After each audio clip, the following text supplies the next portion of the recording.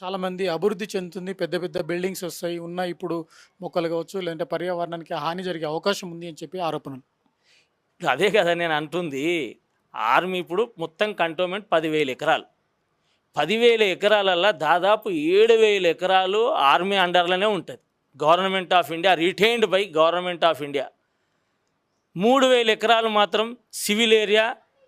ఆర్మీతోనున్నా, కంటోన్మెంట్‌తోనున్నా కూడా సివిల్ ఏరియానే. ఇవాళ ఈ సివిల్ ఏరియాల కంటోన్మెంట్ బైలాస్ దిక్కించే డీవియేషన్స్ ఎక్కువున్నాయి.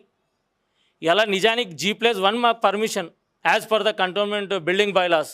ఇవాళ స్కిల్ టు 4, 5 ఫ్లోర్స్ కూడా ఉన్నాయి. అంటే డీవియేషన్ ఇన్నే జరుగుతుంది.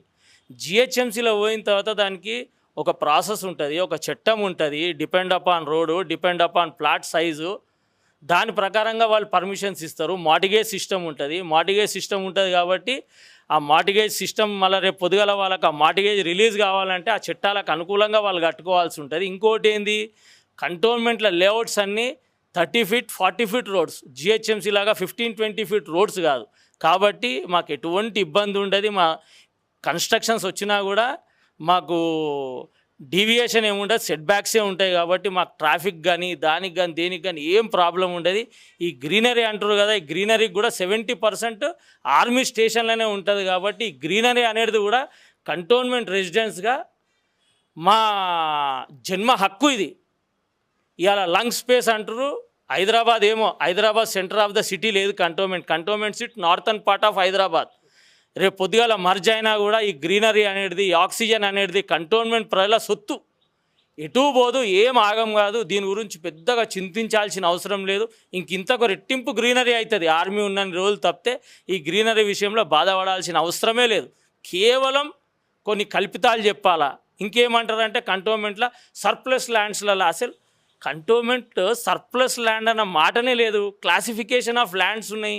A1, A2 it self army, B1 it self central government, B2 2,676 ఎకరాల ప్రైవేట్ ల్యాండ్ సివిలియన్స్తో నిండిపోయింది. B4 బంగ్లాస్ ఉన్నాయి, retained by government of India. B4 vacant lands ఉన్నాయి, retained by government of India 100 ఎకరాలు. ఏమున్నాయి ఆ సీ ల్యాండ్స్లో? ఆల్రెడీ కన్స్ట్రక్షన్సే ఉన్నాయి, నోటిఫైడ్గా కన్స్ట్రక్షన్సే ఉన్నాయి.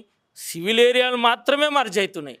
కేవలం ప్రజల్ని, కంటోన్మెంట్ ప్రజల్ని భయప్రాంతులు చేయడానికి, వాళ్ళ ఆడింది ఆట పాడింది పాట ఇంకా నడిపించుకోవాలన్న ఒక ఏమంటారు ఇక అది వాళ్ళకే తెలియాలా. ఇంకా కూడా మా ప్రజల్ని ఈ విధంగా 75 సంవత్సరాల స్వతంత్ర భారతంలో కేంద్ర రాష్ట్ర ప్రభుత్వాలు ముందుకొచ్చి మాకు ఒక స్వాతంత్రాన్ని ప్రకటించాలనుకుంటే మీరు దగ్గరుండి ఏమైనా అన్యాయం జరుగుతుంటే చూడాల్సిన వీళ్ళే ఈ విధంగా అడ్డుకోవడం అయితే ఇది సమంజసం కాదు. ఇక నేనేమంటున్నా అంటే వాళ్ళని ఏమనే పరిస్థితి లేదు, వాళ్ళ విఘ్నతకే వదిలేస్తాం.